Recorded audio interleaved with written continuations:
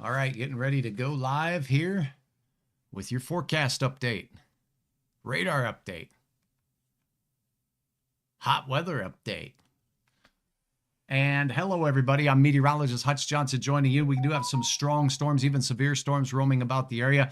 Hey, have you seen my Facebook channel? If you head on over there, make sure that you click the follow button right here. It means a lot to me to continue to see those followers grow. For now, let's talk a little bit about our weather right now. Strong and even a few severe thunderstorms roaming the region. Details right now. Now, a Hutch's weather update with Chief Meteorologist Hutch Johnson, brought to you by Robert Gibb and Sons. Speaking of right now, here's what you need to know. We do have some temperatures that are in the mid 70s in Fargo. It just feels a little on the muggy side out there. 72 Bemidji, 79 in Brainerd after an active day of weather yesterday. As we look out towards Wheaton, it's 81 degrees. Bismarck, 72, 68 Minot with thunderstorms aplenty rambling through your particular area. So again, Hutch Johnson here, and you are part of this broadcast. So let me know what you're seeing in your area and what you want to know. But right now, temperatures are in the 70s to near 80 degrees still across the valley. Thunderstorms have just passed through the Grand Forks area. Let's go to a look at that radar right now, and we'll start out with a look at the activity. A little bit of lightning across parts of Minnesota, not far from Fargo, a little lightning strike for a storm entering into northern parts of Clay County right now. The Bemidji area seeing some thunder showers. None of this has really gone severe, but we have had some stout hail-producing storms pass their way through the Emerado area here a bit ago.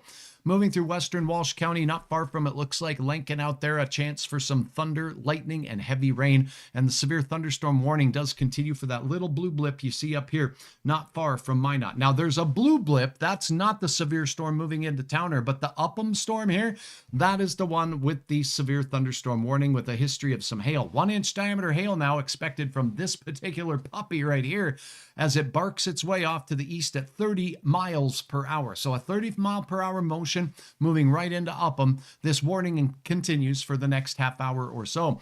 As you take a look at the radar loop of data, what you're going to notice with this particular storm here is that the intensity of the hail as it tracked its way across has diminished just a little bit over the last couple of scans, but the one that's moving into the Towner area has picked up. So if you are in Towner, there'll be a chance for some 3/4 inch, maybe nickel-sized diameter hail pushing into town right about, now 8:44 p.m. here on the dial. It looks like it's outside of town, but these composite scans are a little slow to come in, and that's why we'll take a look at the single site scan here real quickly. I'm going to go to the Mayville radar, not the Mayville, the Minot radar, which is located in Deering. 2 hail cores now. We can see more detail with this. One just south of Towner and one just right approaching the town off there to the north of the town. So Highway 2 that curves right through Towner, both sides of the highway now have hail cores on either side of them. That's a pretty stout looking little storm there. Another stout one moving into the Upham area right now. That is a hail core moving right into Upham.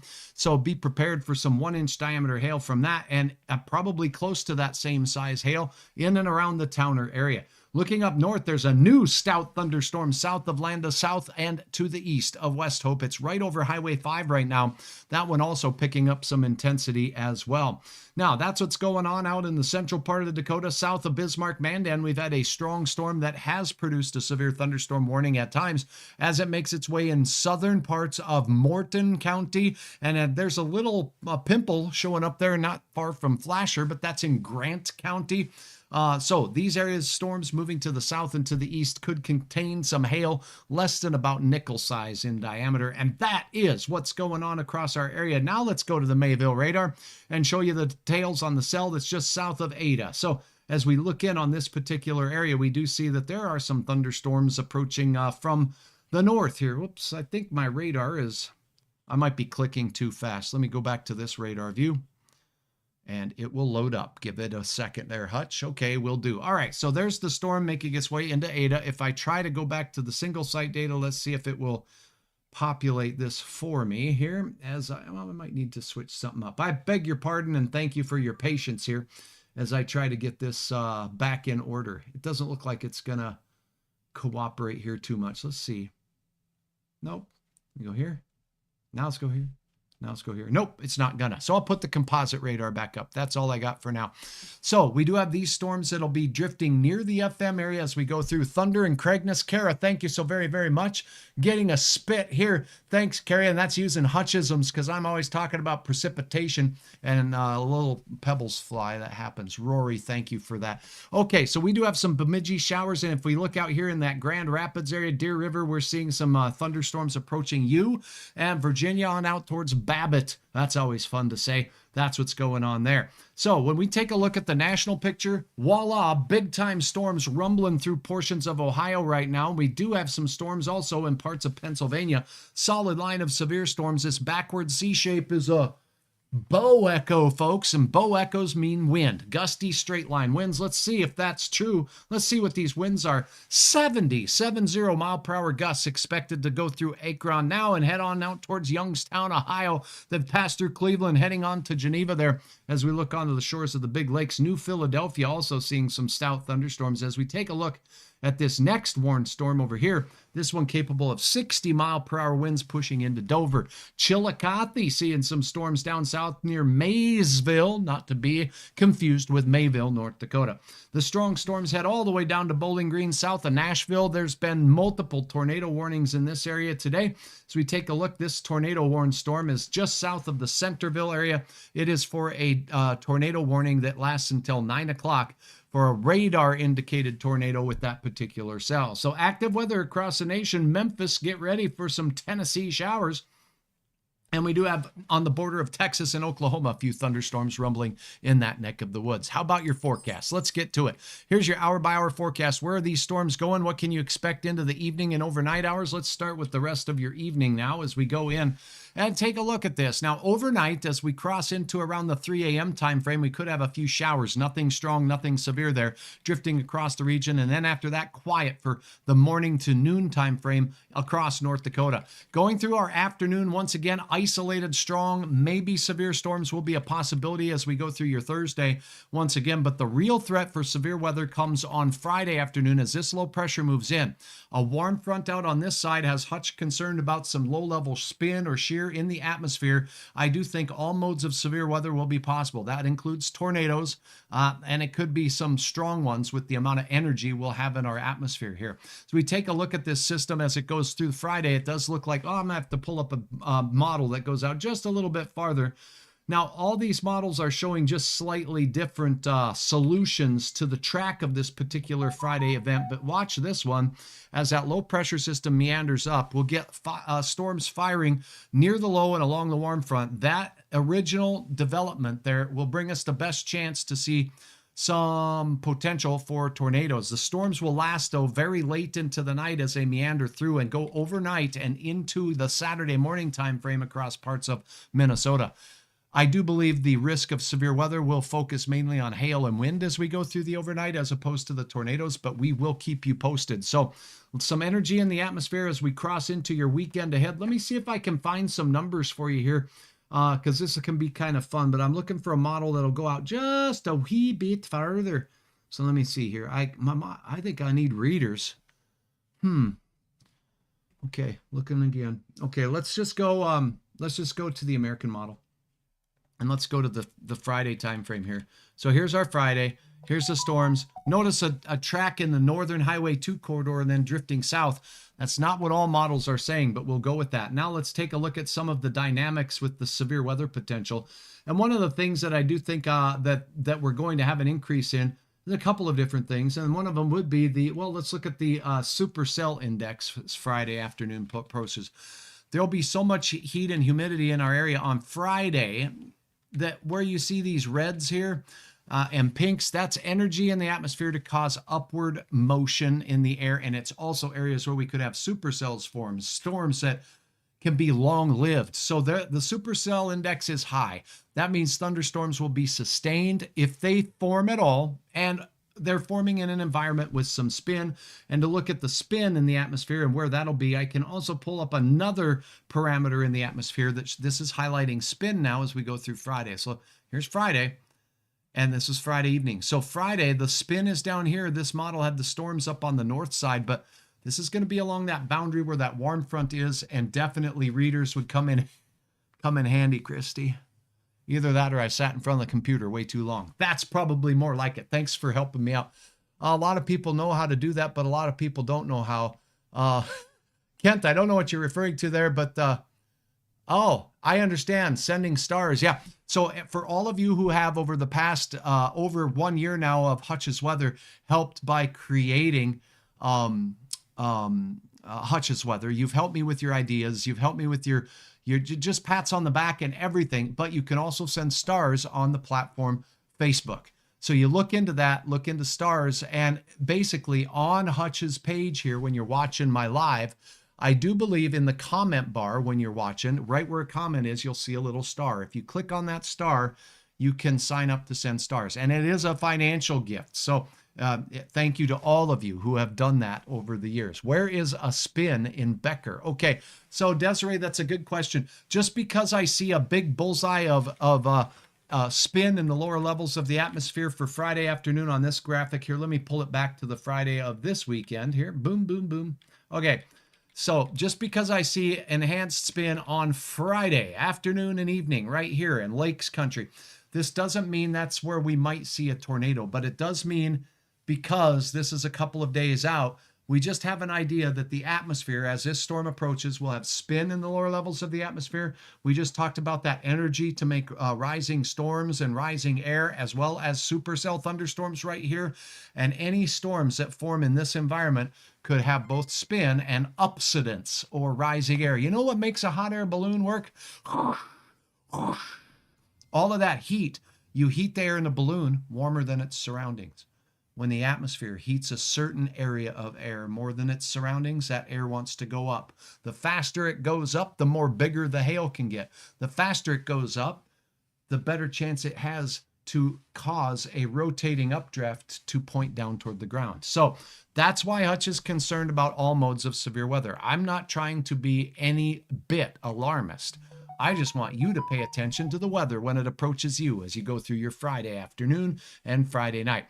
Now, your forecast for the next 24 hours looks like yonder. Michelle, thank you for sharing stars. This is fun. Thank you so very much. If you have a question on my YouTube channel, I'd love to have you not only subscribe on YouTube, but throw me a question. Let me know where you're watching from. If you do have a question about weather way yonder in your place, ask it and I'll try to get to it. Morning lows Thursday, head out the door and know this, a spotty sprinkle can't be ruled out, but most of us will be 55 to 65 degrees. Afternoon, the heat is on, baby. We're talking 86 in Fargo, a little cooler up north. Chance for an afternoon thunder shower here or there. Basically, there's a chance anywhere on the map, but the models are mainly showing that just a couple of them will likely form here and there. So not even as widespread as what we're seeing tonight. 9:25, your time of sunset. Why is that important? Because things are a-changing as we go through your Thursday. Because Friday is the summer solstice. It is a day with daylight hours that's longer than any other day of the year. That means we get more sunshine, but it's not necessarily the hottest day of the year for here. That's a scratch your head moment. We'll talk about that another time. But what it does mean as we head into Friday, we've got some changes to talk about. I want you here tomorrow, 4:30. Aria Dolo will be Hutch's Weather Kid. We will do weather from the showroom floor at Luther Family Ford, and I'd love for your kids to sign up too if they're between the ages of 8 and 18. I'd love to have them help me figure out the weather. You can do that at hutchesweather.com. You can sign up to be a weather kid. But please check out Aria Dolo tomorrow, 4:30 sharp on my Facebook page or on hutchesweather.com.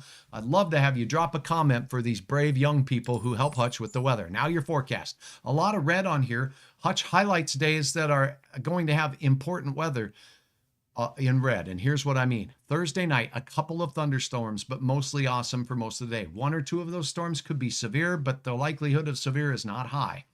Hail and wind will be the main threat. Friday, afternoon and night, a strong thunderstorm potential, and some of those storms could be severe. And in fact, if we do get a tornado, I'm afraid we may see a strong tornado on Friday in our area. We'll keep you posted on that. Dangerous heat across the region Saturday and Sunday. So much so that my friends at the National Weather Service have hoisted a heat watch, an excessive heat watch, for the Twin Cities, for Duluth, all the way into Sioux Falls, all the way down to Des Moines. It does extend all the way up to Lake of the Woods. The humidity in the air combined with the temperatures near 90 will produce heat indices close to 110 degrees for some, not all, areas. Here in Fargo, your thermometer on the car will say 91 on Saturday. It will say 93 on Sunday, but the heat indices will be kissing 103 in Fargo and maybe a little bit warmer at times if you happen to be out and about walking near a cornfield, especially after all of our recent rain. 70s after a cold front on Sunday, and we enjoy some much milder weather out there as well.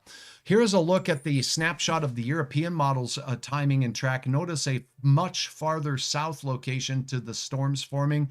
And again, a low pressure system and a warm front along that boundary means some very, very fun weather that will keep meteorologists like myself very busy.